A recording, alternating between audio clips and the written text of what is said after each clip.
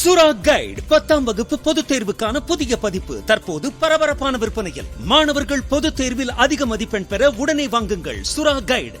உத்தரப்பிரதேச மாநிலம் பிரயாக்ராஜில் மகா கும்பமேளாவில் ஏற்பட்ட நெரிசலில் சிக்கி 30 பேர் உயிரிழந்ததாக டிஐஜி வைபவ் கிருஷ்ணா தெரிவித்திருக்கிறார்.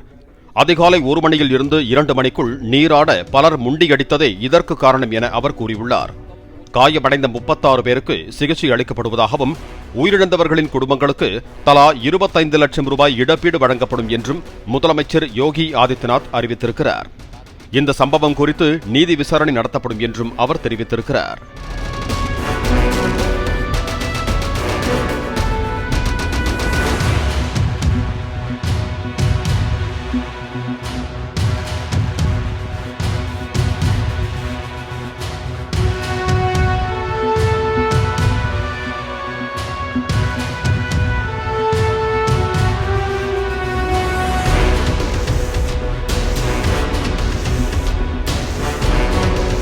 சுரா கைடு 10ஆம் வகுப்பு பொதுத் தேர்வுக்கான புதிய பதிப்பு தற்போது பரபரப்பான விற்பனையில். மாணவர்கள் பொதுத் தேர்வில் அதிக மதிப்பெண் பெற உடனே வாங்குங்கள் சுரா கைடு.